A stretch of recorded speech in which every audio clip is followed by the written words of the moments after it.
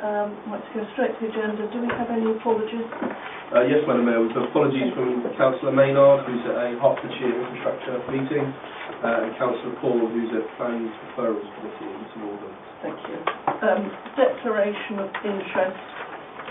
Members are reminded that they need to make any declarations of disclosable pecuniary and or personal interest that they may have in relation to items on this agenda. You should declare at this part of the meeting, or when it becomes apparent, your interest by stating the item you have an interest in, whether it is disclosable pecuniary interest and the nature of the interest, whereupon you will not participate in the discussion or vote on the matter unless dispensation has been requested and granted, and whether it is a personal interest and the nature of the interest.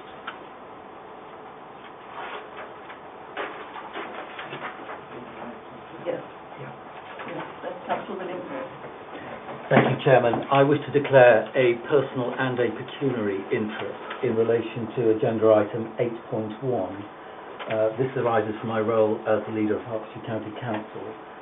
I would request that after statements have been made for and against the application, that I have the opportunity to make a statement to Council and then withdraw and not take any part in the discussion of the item. That's fine. Thank you. Thank you. I wish to declare personal pecuniary interest in item 8.1 by reason of the fact that my wife is deputy leader of the County Council. As with Councillor Williams, I would request that I can make a statement after our two speakers have made theirs. After that, I will leave the room likewise. Thank you. Thank you. Right. Mayor's report. Sorry. Any others? Yes, Councillor James. Sorry, I beg your pardon. It's okay, don't worry. Ahead. Councillor James, I'm declaring a personal non-prejudicial interest as I'm a resident of Batford, and I have objected to the scheme to St Albans District Council and Hertfordshire County Council. However, I do have an open mind here, and I am willing to accept both arguments and make a decision now. Oh, thank you. Item 3 is Mayor's report and urgent items. Well, given that we've got a pretty full agenda tonight, I'm going to keep the Mayor's report brief, and all I'm going to mention is the Christmas Carnival and the lights up yesterday. First of all, I want to give a huge thank you to all the people who were involved in it, and particularly the Town Council staff, many of whom worked a 15 or 16-hour day yesterday and worked their absolute socks off to get it off the ground. The lights look fantastic. We've had a lot of members of the public congratulate us, and I think it was one of the most successful events of that nature that we've ever had.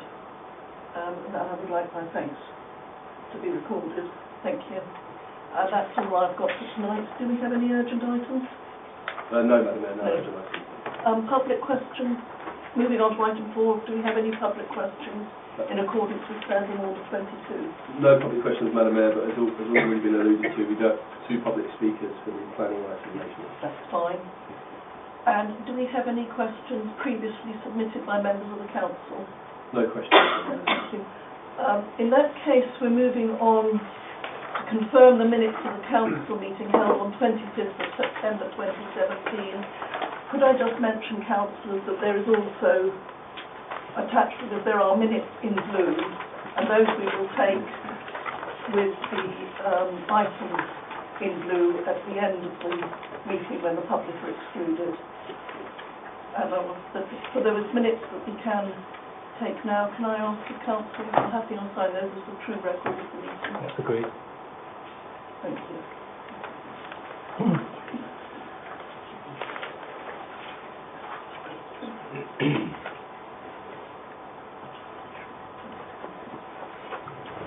Thank you.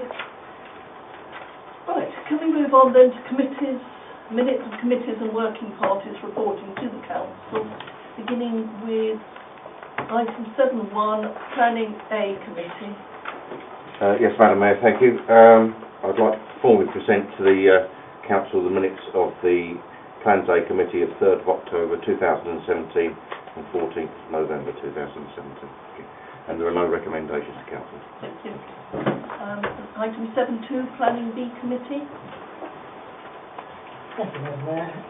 I would also like to present to Council the minutes of the Plans B Committee held on the 19th of September and the 24th of October. There are no recommendations. Thank you. Thank you. Item 7.3, Community Services Committee. Madam Mayor, likewise, I'd like to present the minutes of the Community Services Committee, which met on the 4th of October 2017, and there are no recommendations to Council. And item 7.4, Corporate Policy and Finance Committee. Thank you, Madam Mayor. I would like to present the minutes of the Corporate Policy and Finance meeting held on 18th of October 2017. There are two recommendations to Council. First one is that the annual return for 2016 and 2017 be approved, and the second one is that the internal audit plan for 2017 and 2018 be approved. Can I ask members if they are happy to approve these two recommendations? Agreed. Thank you. Right, we'll now move on to 8, officers' reports. The first item we will be taking is 8.1, the planning application in respect of the Catherine Warrington School. Before we go into this, I would just like to make a few comments. We now move on to the first officer report, which is the Catherine Warrington School. We will have 2 members of the public speaking on the application, 1 for and 1 against. Speaking for the application is Ben Bardsley, Chairman of Harpenden Parents Group. Speaking against the application is Hilary Taylor, Press Officer of Right School, Right Place. The member of the public speaking for the application will speak first, and each person will have 3 minutes to deliver their speech. After the 2 members of the public have spoken, any councillor present that has declared a personal pecuniary interest in the item will have the opportunity to make a statement. After all of these statements, these councillors must leave the chamber. Once both speakers have been heard and councillors with pecuniary interests have given a statement, the remaining councillors will discuss the council's response to the planning application. Members of the public may observe, but are not permitted to take part in this discussion. I would now like to invite Ben Bardsley to talk for the application. Thanks very much. My name is Ben Bardsley, and I'm speaking tonight on behalf of the Harpenden Parents Group, which has over 1,800 members. We have huge support from parents and children for the new school opening in 2018 to alleviate the chronic shortage of secondary school places in the Harpenden area, and we strongly support this planning application. There's absolutely no doubt that the Harpenden area is in need of a new secondary school, and this has been widely recognised for many years. In addition to the pupil forecast data, this is demonstrated through the fact that since 2011, 105 permanent primary places have had to be added to Harpenden schools to accommodate the increase in demand, and this demand is clearly sustained for the long term. Since 2011, our group has been campaigning for this new school, and in that time, many more parents and children have been put in a position where they face the prospect of not securing a secondary school place for their children in their hometown. This has caused and continues to cause huge stress and anxiety for many families, both parents and children in the town and villages. The need for more secondary places is already there. For the past 3 years, an average of 90 children from the Harpenden area have had to take places at northern schools. This contingency is not sustainable. It has added traffic to the roads and split children from their friends and communities. Demand for places in St Albans is increasing, and these places will no longer be available, with Sandringham School moving to remove the 55 ring-fenced places for children from this area. The forecast shows a significant sustained long-term increase on top of this current already poor situation. The need is absolutely clear. We realise that building the new school in the proposed location on the Greenbelt is not without opposition. However, the clear and evident need for new school places, coupled with the fact that the existing schools cannot expand and that there No brownfield sites available, meaning that the very special circumstances required for building on a greenbelt site have clearly been met in this case. Not only that, but there's widespread support for the new school in this location. A great deal of work over many years has gone into selecting the most appropriate site, and we agree that following this very detailed assessment, the proposed site is most appropriate, is deliverable, sits on existing public transport routes, puts forward sensible and appropriate high-rise measures and sustainable transport options, and is itself closer to many children in both town and villages than are the existing schools in the town. When considering how to respond to the application tonight, please put children, the future of this town, first and foremost in your thinking. We respectfully urge Harpenden Town Council to act in the wider best interests of the community, families and children of the Harpenden area and take this opportunity to support the application. Thank you very much. Thank you. Thank you.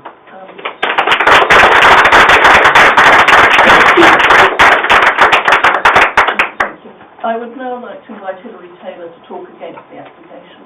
Thank you very much.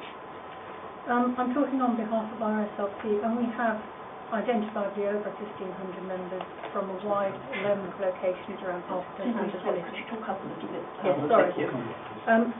This proposal for a secondary school in Batford will continue to disadvantage village and Southdown families by its location. It will have a hugely detrimental effect on a large proportion of Harpenden for wide-ranging traffic and environmental and education reasons. In addition, it will severely affect all the motorists who have no option but to use the already overcapacity Lower Luton Road. I can only cover a selection of the issues involved, but I urge you to recommend refusal. Batford is not an area of need. It's a little bit bigger than Kimpton and much smaller than the significant population and pupil densities in Wheathampstead, Southdown or Redbourne. Harpenden Secondary Planning Area is not Harpenden itself. The villages are about 40% of planning area pupils. Over 570 places in our existing schools, 2 on Batford's doorstep, is far higher than the number of Harpenden pupils. Primary data forecasts have placed surplus over the recent bulge years, with data showing that pupils coming into Batford would have the longest journeys compared to any other school. Allocations create distance and wealth discrimination compounded by families that own or rent houses in Harpenden and then move. The site is a highly visible sloping site designated by Herts County Council as a low-density farmland for conserving and improving. The proposed plateau building with the potential hilltop floodlights is a drastic greenbelt alteration in a protected curtilage of listed buildings. The LBIA is incomplete and fails to identify some key issues. The MPPF archaeology requirements, including how they apply to the finds of potential national importance, do not appear to be recognised. Flood risk could be increased with the artificial flood management in contrast to the natural mitigation we have now. The overcapacity Lower Luton Road is at a standstill morning and evening and at risk from other incidents. The extra school traffic on this dangerous blind hill, with mitigation removing previously installed safety measures, appears to ignore prior analysis and understands the risks. There are frequent accidents. Conflicting stories about school hours with stories that the school intends to operate around the clock show a lack of clarity about local impacts, including noise, disturbance, loss of privacy and more. I would ask if traffic police have been consulted. The inadequate on-site parking will create detrimental overspill and loss of amenity across a very wide area in already congested locations. A site within areas of need such as Southdown or Wheathampstead, or more imaginative alternative provisions, including sixth form provision in perhaps some underused locations, would actually take traffic off the road in contrast to this and introduce fairer place allocation. This proposal fails against many SADC local plan and NPPF elements. The Harpenden Planning secondary area and post-16 places are already monolithic academies with poor demand flexibility. In this proposal, HCC arguably chooses to continue to disadvantage a significant proportion of families. The proposed site is unsustainable considering pupil needs, traffic, transport planning, greenbelt impacts, skilled requirements, access to education and more issues. Any new future housing within Harpenden will continue to accentuate the village-Southdown imbalance, as they will continue to be at the end of distance-based allocations. Thank you very much. Thank you. Right, two councillors have declared a pecuniary interest this evening. These are Councillor David Williams and Councillor David Heritage. I would now like to invite Councillor Williams to provide a statement. Thank you, Madam Mayor. Members of the Council, you'll be aware that primary schools in Harpenden have been expanded to meet the growing demand for school places in the town. This demand has fed through to a need for secondary school places. The requirement was first identified in 2009, resulting in an ongoing dialogue with the District Council as to how it might be resolved. Representations were made initially to the core strategy and more recently to the emerging strategic and detailed local plans. These representations comprised an investigation of all the existing school sites to establish whether the need could be met within the urban area. It also involved discussions with the 3 academies as to whether they could expand, and a map of alternative site search work was also presented. The essential role played by the Metropolitan Greenbelt is acknowledged. However, the outcome of all the analysis underscored the educational need and the identification of the school site on the Lower Luton Road in the District Council's detailed local plan.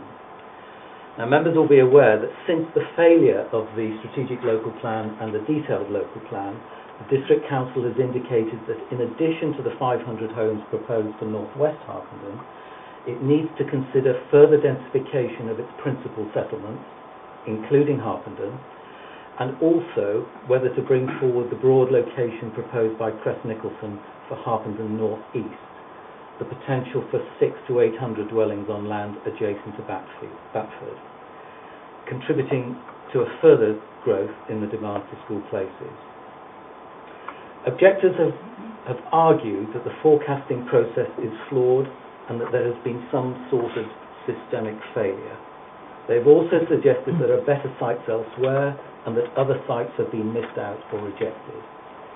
I think it's important for you to recognise that since 2011, the County Council has successfully delivered 18,600 additional school places through a massive, highly regarded £310 million investment programme.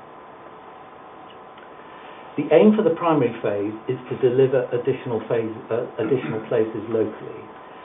Secondary provision across Hertfordshire is, however, organised across planning areas, reflecting the reality that not every settlement warrants a secondary school.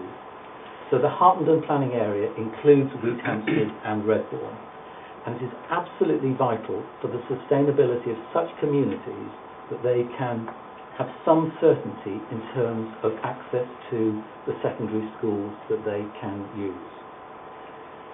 The call for Harpenden secondary school places to be accessible only to pupils resident in Harpenden is both selfish and inconsiderate, and ignores some 30 years of Harpenden schools serving a wider area. It also ignores the interplay between planning areas as parents look, for instance, for single-sex and faith-based provision. It is also important to recognise that a wave of additional primary demand across St Albans has also been accommodated by local expansions. The resulting pressures on secondary places lags the demand across the Harpenden planning area, but meant that the County Council were able to invest £3 million in the permanent expansion of Sandringham School. This enabled 55 places to be made available for Wheathampstead and Harpenden pupils last year.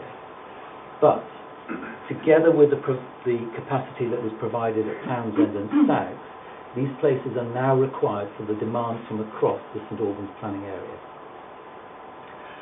Fundamentally, the County Council and the Education and Skills Funding Agency have no wish to invest public money in the construction of a new school for which the need does not exist. Both public bodies have a duty to ensure that there is an educational need and that these places cannot be met elsewhere in a more cost-effective way. I can assure you that both public bodies have taken and continue to take that duty seriously. Finally, it is important to recognise that there are ongoing discussions between the applicants and the Planning Authority on matters of detail to to ensure that the proposal fulfills its requirements or can be the subject of planning conditions. I would urge Council to support the plans for the Catherine Warrington School. Thank you. I would now like to invite Councillor Heritage to provide a statement. Thank you very much. I don't quite know the details that Councillor Williams managed to do, but I've got my statement accordingly. Good evening, everybody. I understand I can say a few words before I leave the chamber. Councillors, I urge you to support this application. Having seen thousands of children in Harpenden yesterday, many of them Harpenden residents who need a secondary school, I asked, why should we prevent pupils going to a Harpenden school? Even in my own road, a pupil has to travel to Townsend School, and his mother is a Harpenden junior school teacher. Next year, even Townsend is not an option, as all St Albans schools will be oversubscribed. Where will our children go to a secondary school? Back over to you. Councillor Heritage to get in the chamber.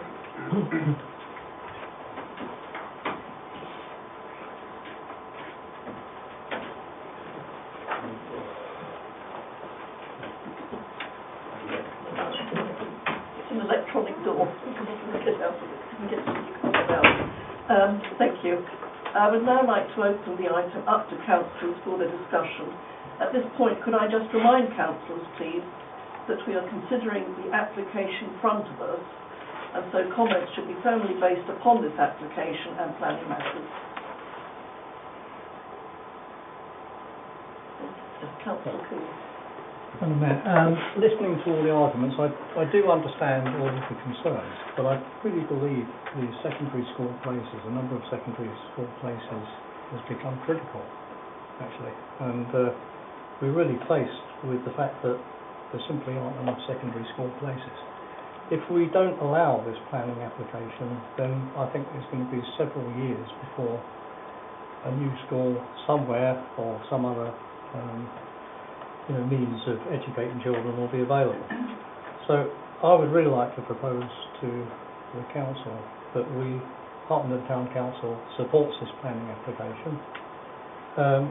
We can say that we also support travel by foot and bus to alleviate traffic concerns as much as possible, and we can express concerns over things like parking.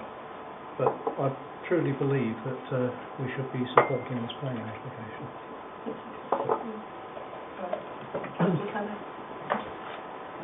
Thank you, Madam Mayor. I would also urge the council to support this planning application. As someone who went to a Harpenden school not too long ago and left in 2011, I knew at that time how stretched school places were becoming. My brother had to go to appeal when he was living in Harpenden, and it is a very tricky situation for any parent to find themselves in to not get into a local school and one that they have their siblings go to. I think in respect of this planning application, I think it has been reading through the paperwork that has been very well thought out by the County Council, and I respect all of the considerations that have gone into finding this site. And I also second Councillor Coo's concerns regarding the parking, as I feel, especially on that road, we potentially need a few more parking spaces. However, I do feel that that shouldn't impede us from saying yes to this application and recommending approval, as after all, if we've had these opportunities of such a great school and our children have had these such great opportunities up until now, we can't let this go past and not give it to the same people the next generation down.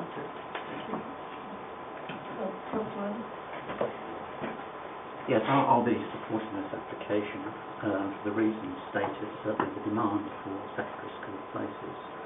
Also, really, we don't have any evidence here to support the assertion that there are going to be traffic problems on the Lower Region Road. There might be. But I would draw people's attention to the fact we've already been through one of these situations in St Albans If you remember, there were some playing fields on King Harry Lane, right? Local residents objected to the development and said there's going to be problems with the traffic along King Harry Lane. It was turned down by St Albans Planning Committee, went to appeal, and the inspector said, fine, where's your evidence? They haven't got any evidence, so appeal dismissed. So anybody approaching this, wanting to object, and there are two more stages to go through, St Albans and the County Council assessment as well, they're going to have to come up with some evidence if they want to be credibly received. But I think we can acknowledge in our recommendation that there is considerable concern about possible traffic implications on the Lower Ring Road. I think we can put that on. Councillor Chichester-Moore. Thank you, Madam Mayor. I do sympathise with people who have concerns about this, and I think I reflect on the concept that actually wherever the school was decided to go, there would be some people who would be unhappy about it. I think that's unavoidable. And unhappy about it for a variety of reasons, some of them which are not necessarily to be sneered at. One thing I would say about the idea of people who end up going to the new school being disadvantaged is I think we should try and stay away from that, in the sense that educational hyperbole, I think wherever it is or was going to be, we should be supportive of the new educational establishments in the town. I think that's really important, and not write it off before it's even begun. Like Councillor Calais, although unfortunately a good deal before she did, I also attended a Harpenden school, Sir John Laws, and I lived in Southdown, and that involved quite a considerable walk. I think it kept me a lot trimmer than I am today, and it was a sustainable mode of transport. Something that really does shock me is when people have contacted me about this application, that they've pointed out that they live in the Cross Farm Estate or the Alswickbury area of Southdown, and their children have to go to Sandringham. And in one way, I feel that's all very well and good, because Sandringham is actually a very popular school. It's the most popular school in the county by applications per place. But it still isn't a particularly socially inclusive way. Once you have to drive to school, you're in a tough position in terms of, making friends, building up your independence and resilience. It's important to a young person developing. But also, surely we want to be, as we always were when I was at school, a place where people are coming in from more rural locations to a focal point. That strikes me as a more sustainable thing for motorised transport, and it encourages children to walk. It would have made my walk a lot shorter if I was walking to this side from Southdown than to Sir John Laws. But I think what we really must do is focus on the planning issues here. Well, first of all, on parking and traffic. I've thought about this a great deal because, yes, there is a concern. I think, though Councillor Ellis, my colleague, is absolutely right, there is no firm actuarial evidence that this will go sharply downhill or traffic will increase or decline. But there is the possibility, I think, that obviously at certain times of day this will be awkward, and it will be. Everywhere there is a school, it's awkward. But the more I thought about this, the more I thought, well, actually, areas where it could be a problem, it's usually dealt with by the school's own processes, so it's not actually a planning issue, it's an operational issue. And that's something that actually, we can work robustly as a friend, if necessary, a critical friend, with the school's management as they develop and post, if this were granted, to make sure that, for instance, they have limits on the amount of cars that, for instance, students might use. That is a traditional problem in a lot of schools in affluent areas, is sixth formers driving to school and where they can't. It's not so much staff and auxiliary staff that cause the problem. The other thing is, I think that the idea of design and things like that, so really focusing on planning things here, it does meet, I don't like the idea of building on greenbelts, I never have, but it does meet the requirement that all greenbelt applications have to be for sports and community use or educational use. So that really doesn't stack up as a legitimate reason to object. So what I've tried to do is look at this as what are the reasons I would have to reasonably object to this if I'm looking at this objectively as a planning application. The other is design.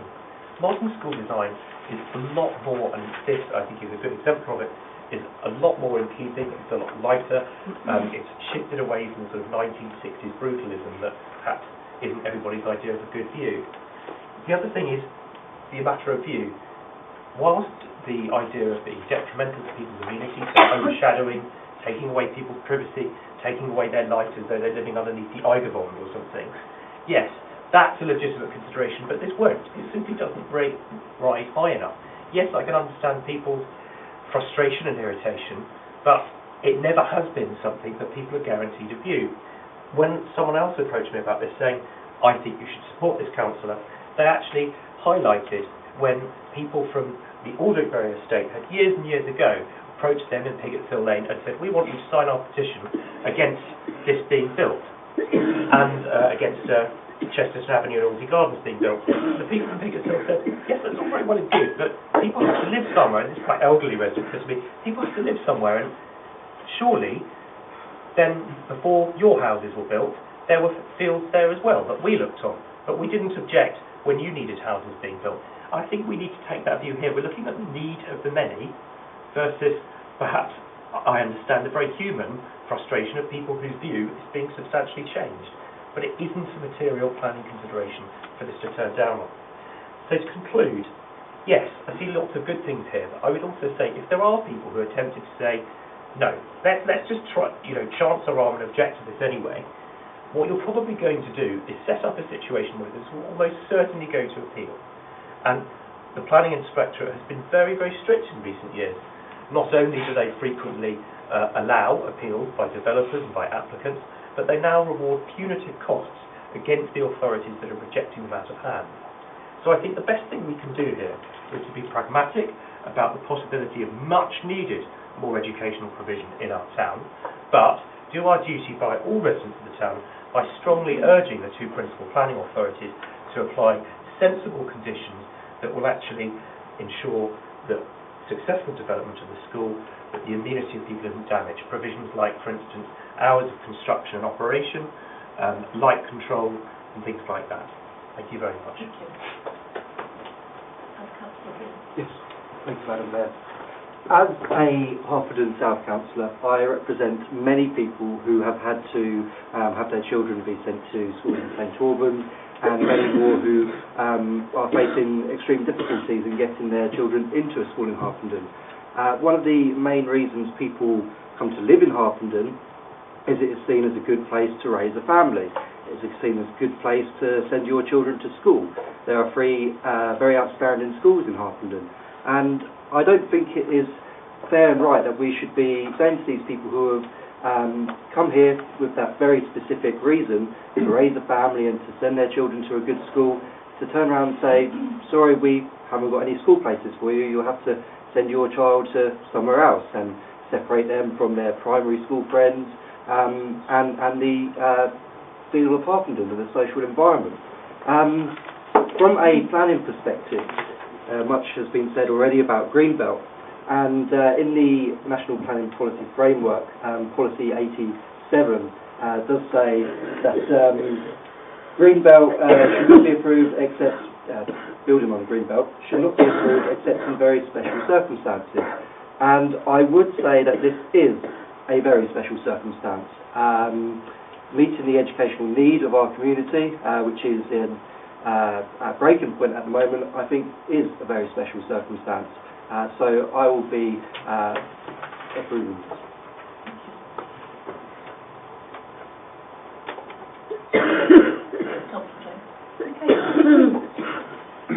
Okay, where to begin? Right.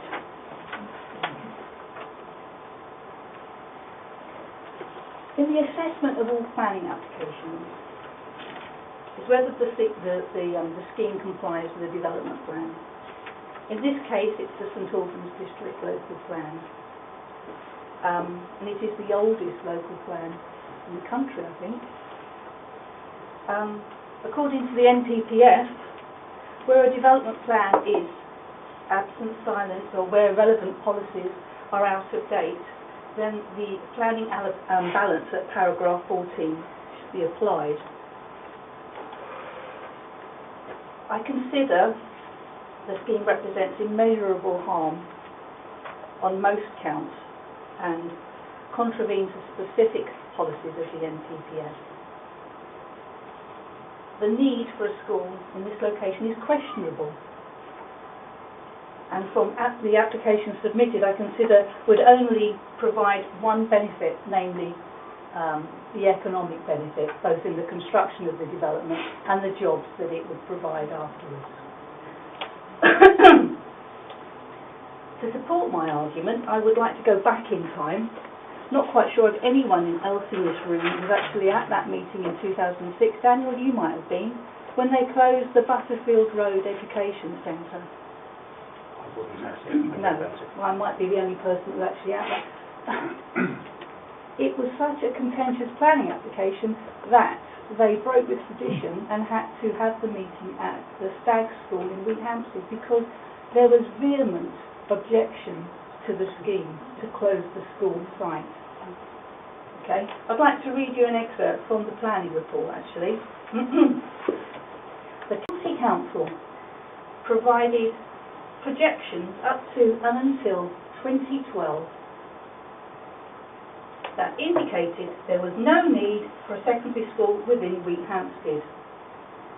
The committee was told that many of the assumptions that underpin the projections and existing capacity information are education policy practice for Hertfordshire. This policy and practice is a matter for the Education Authority, as the duty to provide education is the County Council. Given this, it is not appropriate to question policy and practice through the determination of this planning application. The evidence submitted is considered sufficient to justify that the school site is currently surplus to requirements and that there is no overriding need to retain these buildings in an education use. On this basis, the proposal is considered to be in accordance with Policy 66 of the obsolete local plan. This was even including the 140 or so children that would benefit from the development of the 70 houses that they were proposing to redevelop at the site. In the submitted planning application, Vincent and Gorby, incidentally the same people that are actually submitting this application, gave us assurances that Wheathampstead school site was surplus to requirements, that since 2009, a deficit in secondary education provision had been identified. When you consider that this planning decision was issued in 2008, that's just a year after the planning permission was approved. How is this a credible authority? How can these figures be... I just couldn't understand it. You know, I was a parent, all my 3 children were educated in Harpenden, and yet the majority of their classmates came from Wheathampstead, from Kimpton and Redbourne. They were up at 7 o'clock in the morning standing at a bus stop while my kids were just getting up and having breakfast. How was that fair? How was that fair? Okay, it wasn't. And then a thought occurred to me, actually, I don't think the Education Authority actually knew where these figures came from. They don't know. The district has persistently not delivered housing and still do not have a 5-year housing land supply. How, therefore, can they predict how many houses are going to be delivered in any one plan period? This authority has the oldest local plan in the UK. It hasn't been able to demonstrate a 5-year housing supply since 1994. So I have to conclude that all of this is just guesswork. It was in 2006 when they closed the school site in Wheathampstead, and it probably is now. Historically, children, ever since I can remember, have, you know, especially in Laycroft Road, in parts of well, they actually aren't in Harpenden, they are in Wheathampstead, the parish of Wheathampstead, it's absurdly. But they've always had to go to St Albans. This is nothing new, and yet, on that basis, the authority closed down a very valuable site in Wheathampstead, which would negate the need for those children that have to be at a bus stop in the pouring rain or having to walk or cycle to Harpenden to gain their education. The buses, they're only 1 an hour. So they have to, you know, they have to be at a bus stop at 7:15 and get on a bus, get to the school site an hour early before everybody else. How is that reasonable? In a community spirit, how is that reasonable? You expect other people's children to do something that you don't want your children to do. I think it's quite selfish. Okay, so to conclude, I consider it's all guesswork. However, what I do believe is the Secretary of State is about to become involved in reading, in ensuring that we have more housing in the district than heretofore, which means like thousands more houses in Harpenden. And I reckon that wherever the school is going to be sited, that's where the urban housing extension is going to be. And it happens to be in the village where I live. You may laugh about highway implications, but we wait for ages. It takes us 10-15 minutes to get out of Pickford Hill up to Common Lane. The highway improvements that they're going to make seem to be like taking out all the highway paraphernalia that we wanted in to protect our children. The pedestrian crossing that they're going to make into a zebra crossing now. How many people have nearly been knocked over on it? Twice I have. I've seen children, they just sort of walk across the road. That was why we had the controlled pedestrian crossing in the first place. It's just madness. I'm sorry, it's madness. And then above all, we are going, as a result of this school being sited here, we are now going to coalesce with Wheat Hampstead. There's going to be no differentiation between us, which is a green belt policy, which I hold quite dear to my heart, especially now we're going to have a housing extension. So that's what I consider. Thank you very much. Thank you. Councillor Martin and Councillor Weaver. Thank you. Well, I'm a East Ward Town Councillor, and I'm also now, as of this year, a resident of Batford. So I see that my job here tonight is to represent residents of East Ward and especially Batford.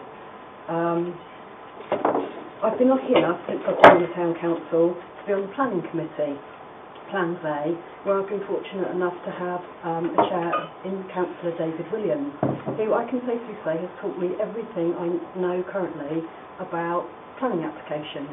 And I think he's taught me very clearly that we look at every planning application with the material matters, the facts of the application in front of us. I know the housing situation in Harpenden is a very emotive one. It's understandable, people get very emotional, they want their children to go to a Harpenden school. However, from the figures I've seen and the comments I've heard, it sounds to me like as much as Wheat Hampstead might be in Harpenden area, the school, if sited at Common Lane, will actually take lots of village pupils from probably Redbourne, Kimpton, Wheat Hampstead, but also a vast majority from Bedfordshire, from Luton. So I would be very surprised if those children would be coming to the new school by foot or cycling. They'll be coming by road, adding to the infrastructure problems that we currently already experience in Batford. So I've lived in my particular house now for 7 months. Every morning I join the queue of traffic to get to the little small roundabout to head towards Harpenden. Unfortunately for many others, they sit in that traffic because they need to get to Wheat Hampstead. I'm amazed at Councillor Ellis's comments that there's no evidence that there'll be any traffic problems. Perhaps you don't reside near Batford and don't experience the traffic problems on the Low Luton Road many times during the day. I think to say that there's no evidence that there will be a problem is a little bit surprising when we've got a page here on our agenda tonight telling us how they're going to use mitigating measures to help with the traffic. As Councillor Jones pointed out, many of these are removing safety facilities like the islands. I personally use these islands when I'm walking, running around Bradford. I use these to help me cross the road safely. I use the controlled crossing to cross the road safely. So I am amazed that Hertfordshire County Council think by removing these items that the road will somehow be safer. One thing that I haven't heard too much about tonight is the fact that the site here in front of us is actually on Greenbelt land. As everyone here is aware, it's on a parcel of land that sits between us and Wheathampstead. And as far as I've been made aware, one of the major purposes of Greenbelt, especially around Harpenden, is to avoid coalescence with our neighbouring villages and towns. So I find it very peculiar that so little mention has been made of that. I think that's a key part of Harpenden. You know, we're all up in arms because other areas around Harpenden, the Greenbelt will be lost to housing, etc. And I see no difference here. It's a very valuable and important part of our community that Harpenden is its own town and doesn't merge with the villages around it. There's other things that I would say are material matters that we haven't really touched on tonight. The archaeology of the site, for instance, we've now discovered that it's of great significance, importance to the whole country, not just Hertfordshire. And actually that small studies have been done, but actually they should be far more extensive and should probably cover the whole site. So that's something that I would like to see. I wouldn't like to just express concern about parking. I would like to express concern about the fact that those things haven't been adequately followed through. I don't believe there's an ecology report with this application, which I believe is a material matter. And quite frequently at our planning meetings when we're discussing a developer's build, etc., we quite often throw things out because they haven't carried out the relevant ecology reports. So I see no difference to this application. I think that's another thing that should be addressed. Amenity to neighbours at our planning meetings. This is often one of the policies that we do actually have an opportunity to speak up against, that the amenities of residents is actually of the utmost importance. It's not acceptable for people to just build and develop areas without taking that into account. And actually, I think there's inadequate information in the application about the floodlights, for instance, how they will affect the residents and the locals. And it's not just about a view being protected, it's about how this will actually affect those residents living close to the site.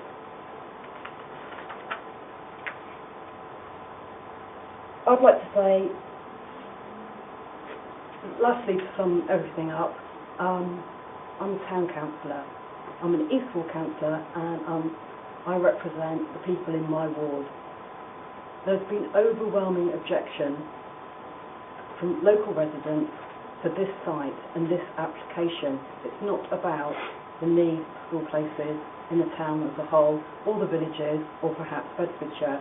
It's about this particular application on this site.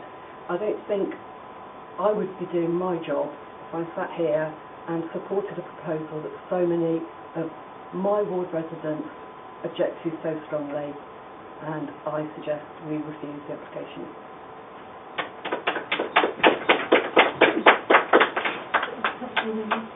Thank you, Madam Mayor. May I first crave your permission for all these reasons to speak to City Down? Apologise for that. Madam Mayor, members, when dealing with a topic like this, one tries to be entirely objective. This is, after all, a pure and simple planning application. But we're dealing here with the livelihoods of children and young people in our district. One cannot get away from the fact that we're dealing with their very well-being. Inevitably, though this isn't part of the decision we're making, it is the wider issue is on the table. Like it or not, the population in our area is not only growing, it is going to grow very, very much more because of central government diktat. It is not only the area adjacent to Broomfield Road that will see this, but almost certainly a large area north of Bamford. And we will not be the only area to suffer. St Albans will take even more housing. What does this mean? We would desperately need here at least one new secondary school to cope. If we do not get a new school now, and bearing in mind that St Albans will be unlikely to take any more children from us, how far are we going to have to bus our children? Is this location right? County appears to have made countless and extensive surveys. Children in South Harpenden, Wheaton, Sid and Kimpton are not getting places in Harpenden. And bear in mind that we're talking about, and we have done for a long time, the wider Harpenden catchment area, and there isn't a school in Wheaton. I catch the 321 bus at school times. Last week, around 20 pupils were heading to Townsend School, I noted from their blazers. They all got on the bus in Harpenden. Given this school's proposed particular location, there would appear to be an opportunity to walk to school for many. It's on Greenbelt land, but read Policy 65, subsection 3. This quite rightly states that very special circumstances must exist, and they do, and they have to do. The wording also said it was appropriate where no area within the area excluded from the Greenbelt exists, and there is evidence of overriding need. I think that evidence has been given. Having lived in this town for nearly 50 years and been a councillor for 15 years, I've seen the educational establishments in this town develop and grow.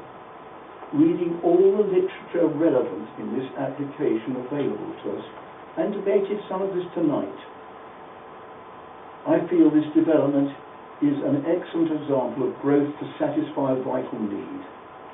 Tonight we have this opportunity to make a recommendation to the district, and it is only a recommendation. This has to be on planning grounds, as the Mayor has said, not simply on need. However, I would personally recommend approval with just two provisos. One, that there is more than adequate provision for car parking made on site, and that the designs encompass a good in and out turning circle and drop-off point. Emotion should not come into this at all, but it has. This is a straightforward planning application. However, I feel very personally that we could be considered negligent, and it would smack of incompetence if we do not recommend approval. Let's just look at the positives that there are, but far worse than all my thoughts that I've expressed tonight. I cannot get away from the fact, and a non-planning issue that I will raise, that I think it would be tragic for a great number of our next generation if this great opportunity is missed. Thank you.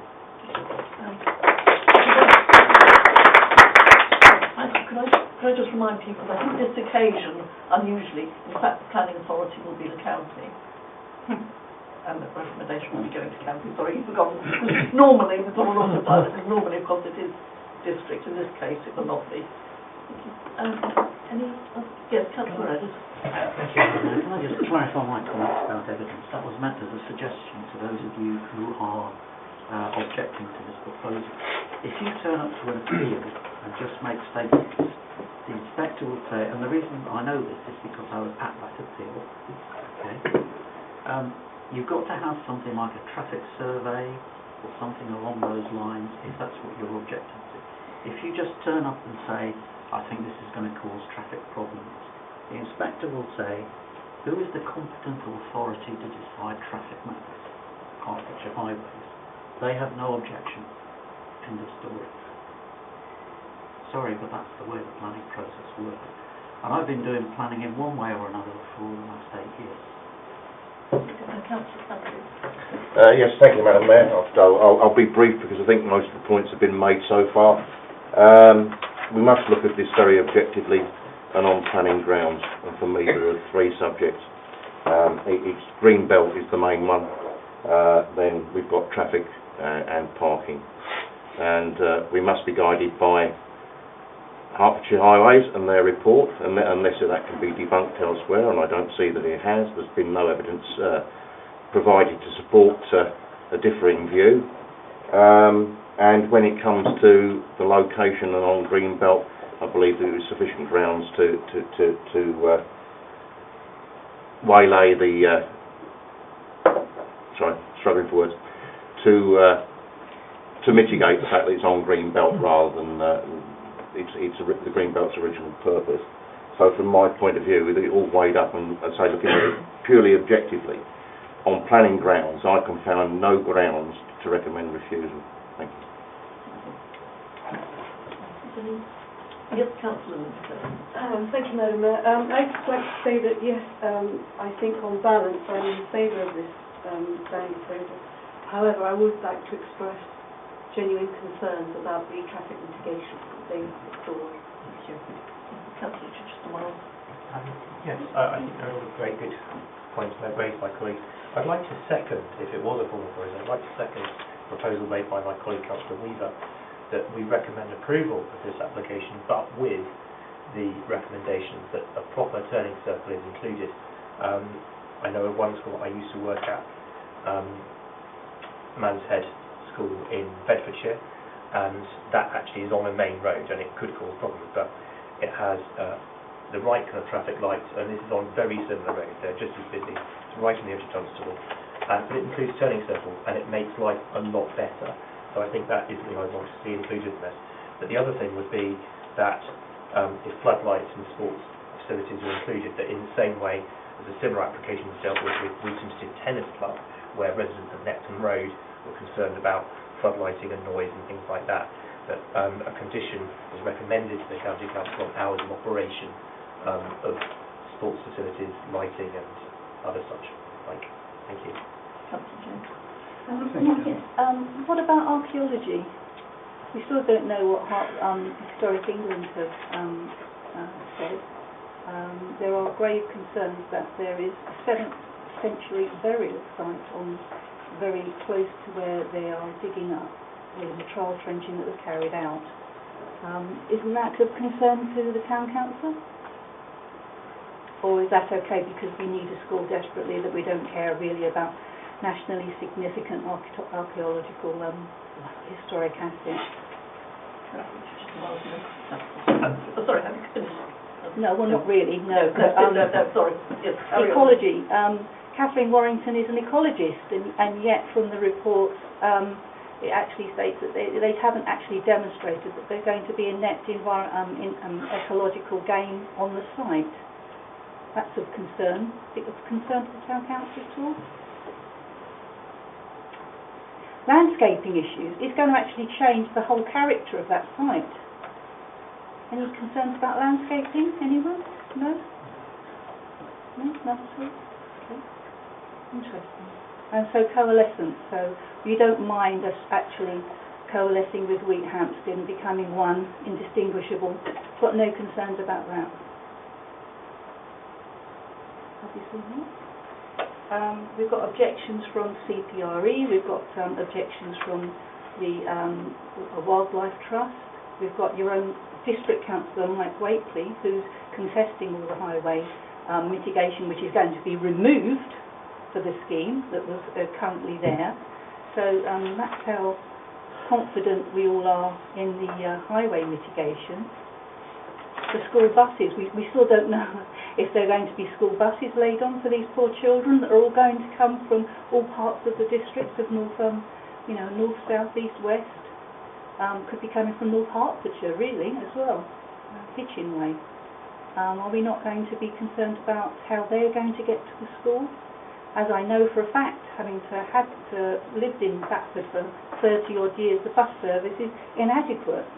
So 1 hour most directions, so are we going to have any concerns about how these children are going to get to this wonderful school? Lighting on the Harpen and Wheathampstead Greenway. No lighting on there, through a lane, very poor lighting. How are these children, going to be, especially at 4 o'clock in the evening and especially 8 o'clock in the morning when it's still dark? We've not got any security concerns for them? No? Okay, just in case. I find it slightly surprising that Councillor James, whose expertise in planning far outweighs mine, and I do genuinely respect that, but I find it surprising that following a very objective presentation we now have a string of rhetorical questions. Well, no, I'm just saying that... But they were, because you sort of give the theatrical pause and then suggest automatically that we don't care about those things. Well, first of all, we do. The history thing, I think, really needs to be looked at, because I've had a lot of people who've raised this, who've written to me, who've all read about things in the papers about this. Fine, okay, we are concerned. It's 7th century BC, 700 years after the death of Christ in terms of when it's marked. So we know who the abbots of St Albans were and where they're buried. We know what happened to various bits of Redivus from the old bits of Verulamium City. We know that the Synod of Hertford happened We know what happened at the Synod of Whitby when they decided when Easter was going to be. So if someone's buried there and it's of national significance, why don't we have a clue who these people might be who are buried there? We don't. Second, if it is that important, people tend to get in there PDQ with authorities. They get holding orders, because this happened. That's how we found Richard III. It was going to be a development of a car park. There wasn't this sort of, oh, we don't care that Richard III might be buried there. As soon as they were able to come up with something reasonable, suggest why he might be buried there, they put a stop to all the development until thorough excavations had been done. So fine, if that's what Historic England wants to do, get in there and do it, is what I say. This town council, and quite frankly Hertfordshire County Council, is not a part of Historic England. They have every right, and in fact they have a duty to get involved. So by all means, bring it on if they do. But it's not what we're discussing this evening. The other thing is travel to school. All three Hartland schools have taken people from Flamstead, Whitwell, Charlton, all those villages just to the south of Hitchin. We've taken people from villages in the Welwyn Hatfield district. We've also had some people who couldn't get a place in a Hartland school and went to schools they didn't want further away, the other side of Hemel, Astley Cooper for instance. And they're still getting up at 7 in the morning or beforehand or getting their bus then. And you know, I agree, I think that really, it sucks, it's horrible. I don't like getting up at 7 in the morning, no one does necessarily, to wait and freeze by a bus stop. But I'd rather do that than have no school to go to. The sad fact is that in much more rural parts of this county, that is the way it works. Because you've got to build a school somewhere, and someone is going to have to travel much further. If you live in Anstey, you get to go to the smallest primary school in the county. You then have to take a very, very long, arduous school bus journey from Anstey to, I believe it's Freeman College is your nearest upper school, and then in Buntingford, or then you've got to go much further south down the A10 and a load of winding lanes to get to Ralph Sadlier Middle School in Puckeridge. So that's always going to be a problem. Yes, it's sad. Yes, I'd rather it wasn't the case. But I think we are using that as a reason to snub this, a chance to actually have places, would be wrong. The other point is this, and that's mitigating circumstances. What can we actually do to serve all of our residents? I think, this is my belief, that I think if we shut this out, if we say, no, we're not going to do this as a town council, we've got all these concerns, fair enough, it might be a very laudable thing to do. But if it goes to appeal, you lose any chance, so does the county council, any chance to put in the kind of conditions that will protect the rights and amenity of people who might object, whether they be a minority or a majority or whatever. And that, to me, is what's really important. So I respect the points that Councillor James has raised, but I think they amount to an argument which, for me, as emotive and moving as I find them, they are not persuasive that I'm doing my duty by turning this down. I think Councillor Weaver's suggestion is pragmatic. I think it is not just pragmatic, I think actually it's morally, for me, the way forward. It does the best by our future generation, who don't have a choice where they're born. They just need a school place, and they need to not have to get sent off hither and thither across the county because we're rapidly running out of space in Harpenden. Whoever's fault that is. And I appreciate that probably there are questions in the past that have to be answered. But that was before my time as a councillor, and it was before Councillor James, who I think most other people at this table, time as a councillor. We must look at this application here and now, and I think I'm doing the right thing, even if it may not always be easy. Thank you.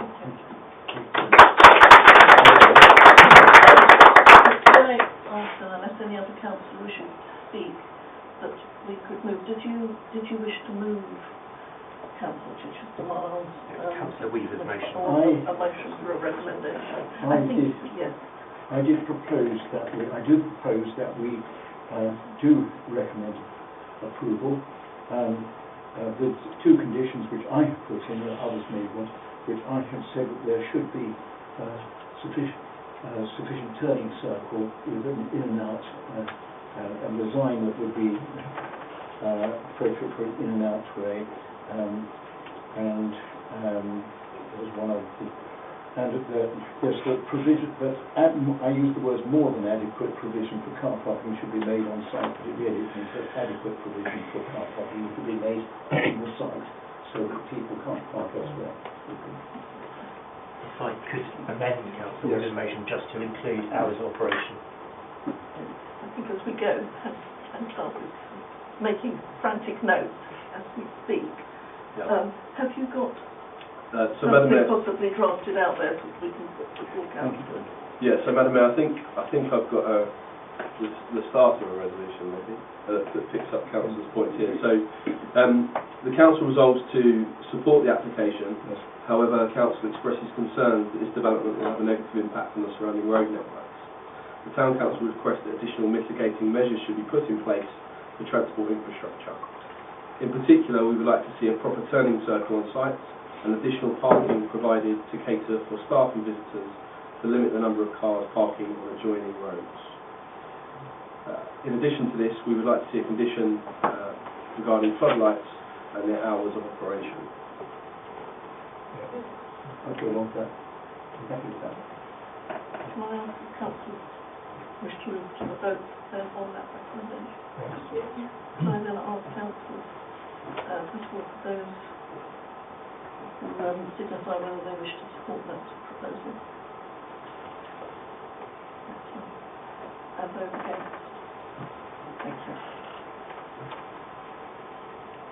Right, I just thank everybody who's taken part in a very detailed conversation this evening. That concludes that element. Members of the public are welcome to stay if they so wish, but there's probably not a burning desire to pronounce it the financial regulation amendment.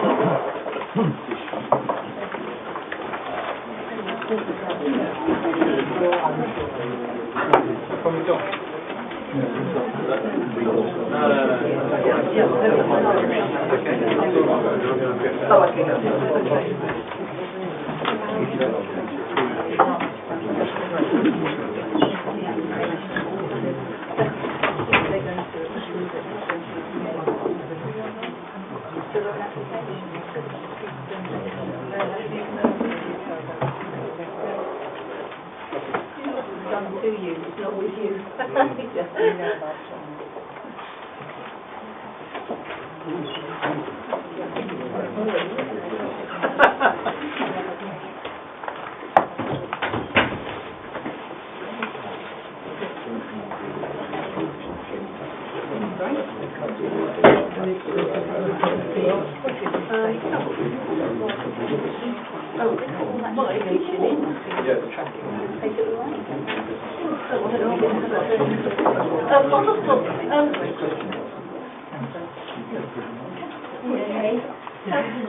Could I just ask, are people comfortable or are they finding it too hot in here? It's quite hot. Okay, we'll put a bit of air conditioning on. Oh, yes. We have a lot of people in here. I'm probably just about comfortable, but I realise it's a bit warm for most people.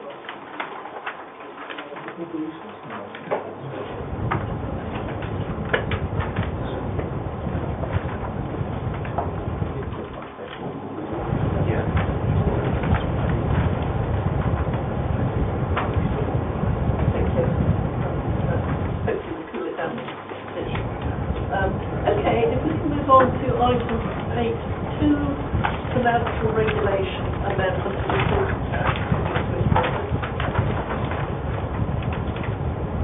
Would you want to try anything else to introduce it?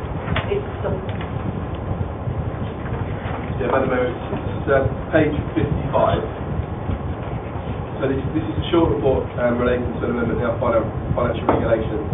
Essentially what we're asking for here is the introduction of a second corporate card. The way the financial regulations stand at the moment, I have a corporate card for spend, and we use that quite a bit, particularly with nature of some of our big projects where we need to pay things like utility companies, and they won't be work until they get their money. So on a few occasions recently when I haven't been around with the card, members of staff have had to put large sums on their personal accounts in order to keep things going. So this recommendation here is to make that slight change to introduce a second corporate card that will be held by the finance manager. Thank you. I will just add to that I personally would very much, let's say I would strongly support it, because otherwise the occasion can arrive, in fact often the person will cover the cost of something which is not right at all. Okay, I'll just make an observation. Are you going to ensure that one or other you are in the office rather than both of you away at the same time? Is there kind of some measure that there's going to be a credit card in the office So I would say, Madam Mayor, that we won't be able to guarantee that, but having a second one will certainly limit the impact of having a significant period of time where we're both not in. The examples that we've had before is where there's been, I might have been on leave for 2 weeks, for example. So we do try to cover the office anyway, around myself and the finance manager and the interim community manager. So I can't guarantee there's always going to be a corporate card in the building, but having the second one enables us to not have a long period of time about. Thank you, Madam Mayor. Just say it's person.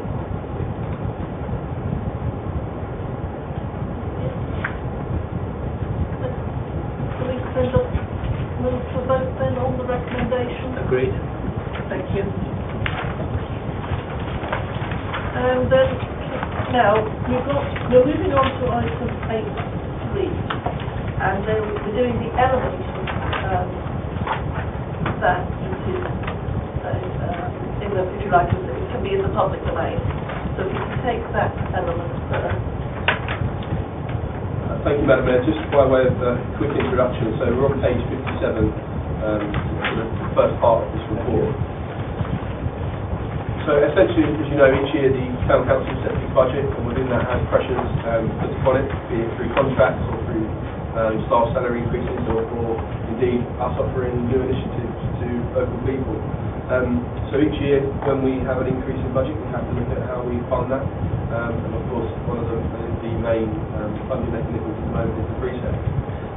We've got our business plan, and the business plan has an objective that looks at the Town Council maximising its commercial opportunities. And so this report has come off the back of a detailed first stage report on all of the commercial opportunities that we think we have. In looking at this report, we've looked at 3 different things. First of all, we've looked at areas where we currently generate commercial income and seeing whether there's more that we can get from them. We've looked at assets that historically or traditionally we haven't actually used to generate income and seeing what we may be able to do with them in the future. And thirdly, we've looked and discussed some opportunities that perhaps the Town Council has never really explored before or not previously considered. Some of those are set out more so in the report later on under exempt business. Broadly in this report you'll see there's a series of recommendations that I apologise that you'll have to go through individually, but broadly there's 2 types of recommendation. So the first type of recommendation is that where we can recommend something for a clear way forward, that we've set out what we think the commercial income increase will be without any further scoping work. And the second type of recommendation is where we think that we need some further scoping or some feasibility studies to look at the opportunities in more detail. And where we've got those second recommendations, we set out in the table on page 58 and 59 where they would go through to and where they would feed into in terms of future committees. So, Madam Mayor, more than happy to take any questions.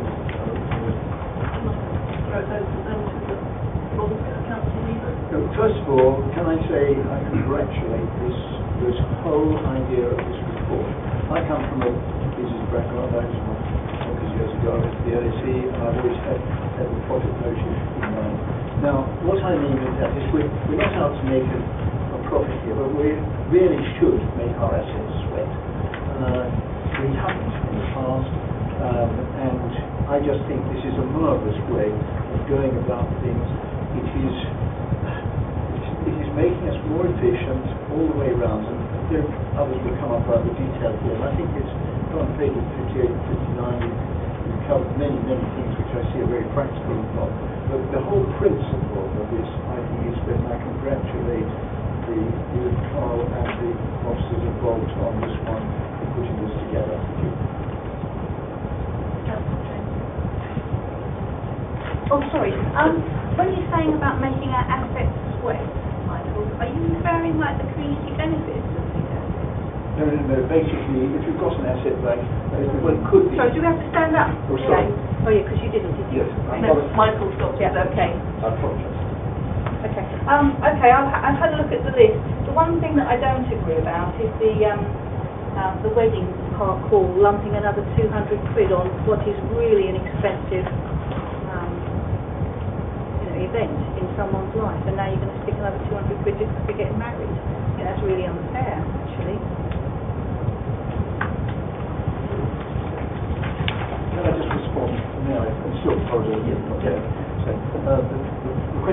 your assets sweated and technically. So often you, what I was really meaning, if you've got an asset, for example, and I'm not going to say this is one that we should use, but we've got the concourse, for example.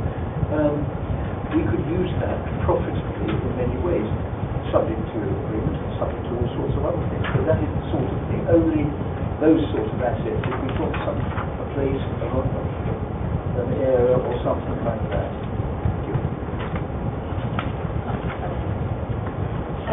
I would like to second Councillor Weaver's point about the great in-depth nature of this report. I think it's fantastic. The way we can try and get the most value for our out-of-office services to come back into the community is fantastic. I particularly support the car parking arrangements at Lydecker, which for a long time people have mentioned to me, why is Lydecker so cheap? So I think bringing that in line with the rest of Parkland is very suitable. I actually would like to partially agree with Councillor James when it comes to the wedding venues. I think the best recommendation that is in here is around the feasibility of working with a different partner to help set up and build the hall out into a suitable occasion. I don't think we can put a premium on someone hiring the hall just because we're saying, oh, that's a wedding and that's a christening, so that's a different type of hire. I think we should look at that a tiny bit more closely and look at how we could perhaps say, oh, there's a higher charge if you'd like the chair set out as well. So that would apply to all bookings, not just weddings, but obviously we can look at the way that's funded. But all in all, I think it's a really great strategy and we'll be happy to support it. Yeah. I've commented on this before when it's come through different committees. I'm all for making more money. I think this is a lot of the ideas here are very good ones. In particular, the commercial filming and the outdoor commercial events, I think they're really good ideas. I'd like to say with the commercial filming aspect, there's been many areas around Harpenden that have been that have appeared as locations for major TV shows. So I think that is a very good idea, and some obvious ones as well regarding park hall, using the meeting rooms. Things we should have been doing probably quite a while ago. So I'm all in support of the ideas here. Yes, I'm in support of this idea as well, and with regard to things like the weddings and so forth, I mean, basically people have a choice. If they don't like it, the traffic will not bear that cost, then, we won't get the money, and we'll probably have to adjust. So I think a fair number of these things are really to be test marketed. Oh yeah, just one sort of word of warning about the market charter. We need to be sort of mindful that we can't have a market at the same time as the Albans. I noticed on Sunday, I hope no one else has sort of flagged this up, that the Albans had their lights on in the market at the same time that we had. So I don't know if we got a special papal dispensation for having... No, because our doing that first. Okay. Right. Madam Mayor, on that particular point, the St Albans Christmas market switch on they have is separate to the one on the Charles market on York as well. Cool. So we're all right then. Thank you for the warning. But we do realise it's because we mustn't touch.